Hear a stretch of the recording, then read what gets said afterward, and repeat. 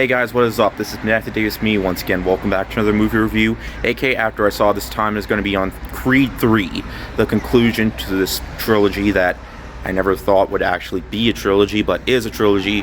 And in this film, we follow Adonis Creed as he reunites with an old friend from years ago who is now out of prison, and he wants to become a boxer. But during a tragic event that happened in the past, there was pretty much a big reason why he went to prison. But from there, he wants to challenge Creed to fight off. So, of course, from there, both of them are determined to fight it off, from what has happened in their previous events. But of course, that doesn't really happen until much later, as it mostly focuses on Adonis's relationship with his family, how he's a lot more of a family man. We see a lot more of that in this movie, so it's definitely going to entertain you with the action, but it's probably going to tug at your heartstrings through the emotional stuff, because there's quite a bit of emotion to this, which is something that I absolutely love about these movies. They have a lot of heart to them, and they aren't like super silly like the original films. Now, I enjoy like almost all the Rocky films. The only one that I really didn't like was the fifth one, and the fourth film was a decent enough time. I mean, it's definitely got problems, but it's fun enough. But when it comes to the Creed franchise, I honestly kind of like it a little bit more than the Rocky franchise. Just birds everywhere. I feel like Hitchcock's The Birds again. I feel like these movies just hit me so hard with its emotion. Like, it's so, it just builds up so much, and it honestly makes me look forward to what's up ahead when it does come to the fights. And the fights are tense. There are some of the most that the franchise has to offer, and a lot of them are actually, or a couple of them, are often inspired by anime, because Michael B. Jordan is actually a really big anime fan. Like, he has a Naruto poster, and he definitely shows his love of anime with this film, and it makes me really look forward to what he has more to offer later down the line, because this is his directorial debut, and he does a fantastic job with the direction. And when it comes to the emotional stuff, like the relationship between his daughter, it's very strong, as his daughter actually wants to start getting into boxing as well. But of course, she's very young, and though she kind of wants to learn because something happens during her at school, so yeah, that's not really a major part, but it is really nice to see that, you know, his daughter is inspired by him. So yeah, it goes that the movie has a lot going for it. And the movie isn't boring either. Like, it definitely, like the opening scene, I love the way it opened up.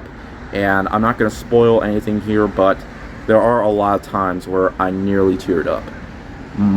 Probably more than I did with the previous two movies. I honestly like this more than the second one.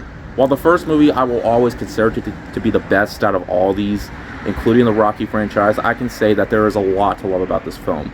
But one of the biggest things that changes this from the previous movies is the fact that Sylvester Stallone, aka Rocky, is not in the movie, which wouldn't be such a bother if we actually knew what happened to him in the movie. Like, he's only mentioned like briefly once, and then isn't mentioned again. Like, did Rocky die?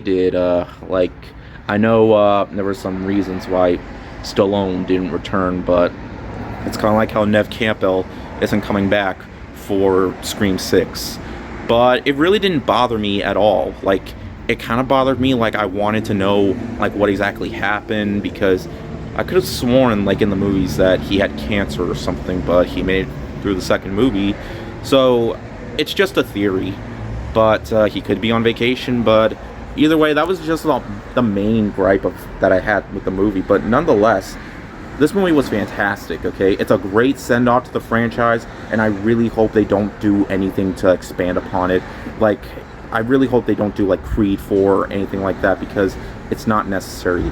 I can say that this is, without a doubt, one of the best franchise revivals to have its own trilogy. Like, it's really what the Jurassic World series could have been, and with the Star Wars sequel trilogy, though I like the Star Wars sequel. Well, the first two, I know that includes Last Jedi, but this is truly the trilogy where I can say that all three movies in the trilogy are phenomenal, and I highly recommend this one. It's a great directorial debut for Michael B. Jordan. I can't wait to see what he does next.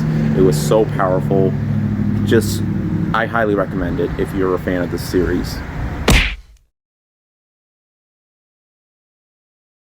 So yeah, thank you guys so much for watching. I just wanted to get through this like as quick as possible. There was quite a bit. I could have said a little bit more, but I didn't want to go into full detail because I almost spoiled a few things. But just watch the movie for yourself. You'll thank me later. So yeah, thank you guys so much for watching, and I'll see you guys later. Word out.